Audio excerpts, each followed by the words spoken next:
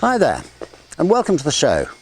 I'm Robin Shuckburgh, and I'm standing today in the Church Close in Bampton in West Oxfordshire. Now, I know that when we named this channel the Cotswold Explorer, we gave the impression that I would be travelling widely in the region to bring you interesting insights into the history of the Cotswolds and to introduce you to some of the amazing food and drink producers we have in the area. And indeed, that is exactly what we plan to do over the next few months. However, it just so happens that my home village of Bampton was chosen in 2009 as the set for the filming of Downton Abbey. This square in which I'm standing is the centre of the village of Downton. The church behind me, actually St Mary's in Bampton, was the church in which all those weddings, both disastrous and successful, were filmed, along with the rather more tear-jerking funerals and memorials. Now, the huge success of Downton Abbey has meant that thousands of people from around the world have been drawn to this sleepy village to come and visit the set. Last year, we registered 27,000 people through our little tiny shop in the corner of this square. This year, the figure looks like being well over 30,000. Now, in view of this massive interest, we thought it would be a good idea to give the millions of Downton Abbey fans worldwide an insight as to what it's like living in the real village of Downton. The differences, perhaps, between what it is to live in an Oxfordshire village these days and what it was like in the beginning of the 20th century in the filming of Downton Abbey. So we're going to be taking you around the village. We're going to be introducing you to some of the amazing buildings that were used in the filming, like the one to my right here, which is called Churchgate House, which featured very, very heavily in Downton. It was the Crawley home for all that time. We'll be interviewing people who were involved in the filming of Downton, and hopefully some of the people who own the houses that became such great characters in the series itself. We'll also be telling you one or two of the extraordinary stories of the blurring between reality and fiction. To give you one example, many a local in this village has been asked in all seriousness by visiting tourists where they can find Matthew Crawley's gravestone. Now, that really is a bit weird. But initially, let's just do a little tour. You follow me and I'll show you around.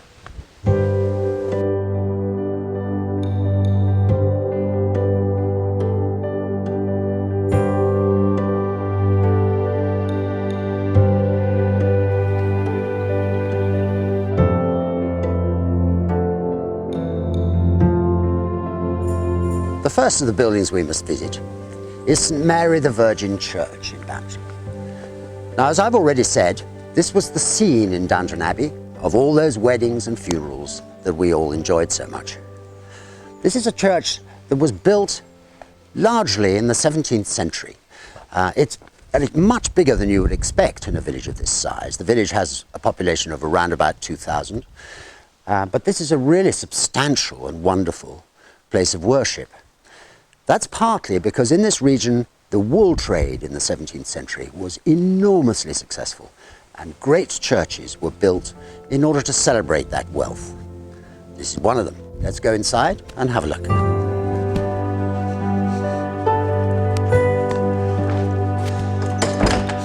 So here we are inside the beautiful Church of St Mary the Virgin in Bampton. You'll recognise a lot of it, of course.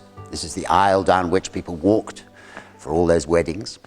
I actually was lucky enough to do that myself. My daughter was married here about 3 years ago, and it was a rather extraordinary experience. We're going to tell you a lot about this church later on in our series. We're going to do a programme about it, its extraordinary history.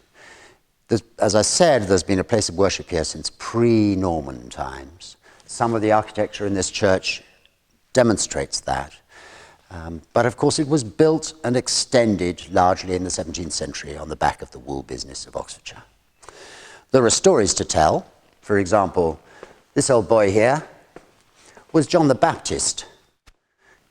He was probably carved in about 1270 AD, and not very long ago, in fact in 1990 in January, he came down through the church roof. He fell off the tower, causing considerable damage, mostly to the church and not to himself, remarkably.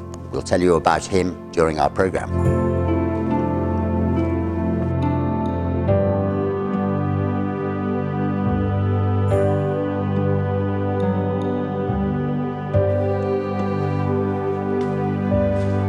One of the most extraordinary architectural things about this church is that this aisle was in itself a self-contained part of the building until the remarkable engineers of the 17th century punched these enormous arches into the outside walls in order to extend the church out sideways. We have drawings of them, and that really was a remarkable thing to be able to do at that time. That's enough about the church at the moment. We're going to have a look at a few of the other buildings for now. We'll revisit soon.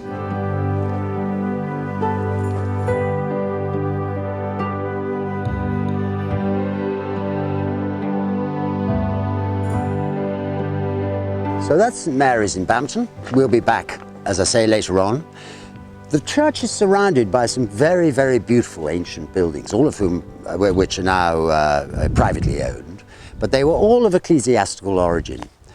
The wealth was such that these houses were built for deans and vicars and all those sorts of people, and we're just wonderfully surrounded by these amazing buildings. I hope we'll be able to visit some of them at a later stage in the series. We're going to leave the church now, come back into the square, and we're going to visit what was the Downton Cottage Hospital, but is in fact our old grammar school built in the 17th century for the village, and we'll tell you a little bit about it and introduce you perhaps to some of the memorabilia that is sold in the little shop at the bottom of it. So this is the next building we're going to have a look at. It's the Bampton Old Grammar School. It houses our village library, and in Downton it was the Downton Cottage Hospital. This is very important to us, this building. It was donated to the village in about 1670 by a man called Robert Vesey, who until recently we've always thought was a great philanthropist. Some great research has been done into his life recently by an Oxford academic, and we now discover that what he was the 17th century equivalent to a payday lender. So his reputation is not quite as great as it was. However, we don't mind. It's still a beautiful building. We will tell you a little bit about its history later on in the series.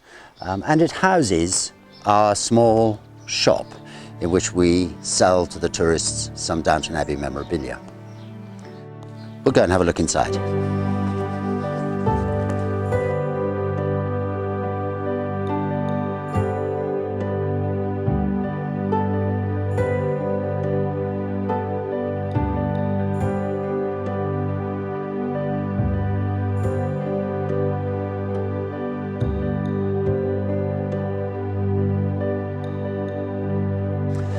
This street will be familiar to Downton fans. This building was used as one of the pubs. There was a sign on the wall and a seating outside. A lot of traffic in Downton came up and down this road, starting with the coaches and horses, and then changing, of course, to the rather more modern motor cars of great beauty. This was an entrance to an old farmyard in Bampton.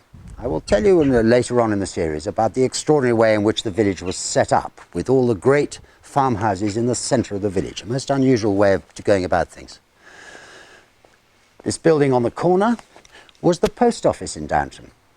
In just a second I'll show you one of the ways in which they disguised some of the less attractive things that appear in the 21st century. So this is the building used as the post office in Downton. And one of the less salubrious products of the 21st century, this rather disgusting dog poo box, was very neatly disguised by the placing of a beautiful looking stone pillar box over the top of it. Many a letter was posted through the letterbox hole into the poo bin below. So this is the last of the places we're going to visit today in Bampton. This is a rather wonderful field that belongs to the village, bought by a local philanthropist on their behalf. And it is in this field that the cast of Downton Abbey gave their wrap party for the village. We were all served glasses of wine and hamburgers by the likes of Hugh Bonneville and Maggie Smith. A remarkable occasion, which we all loved. And some filming went on in this field as well. But we will be revisiting each of the buildings in Bampton over the next few months.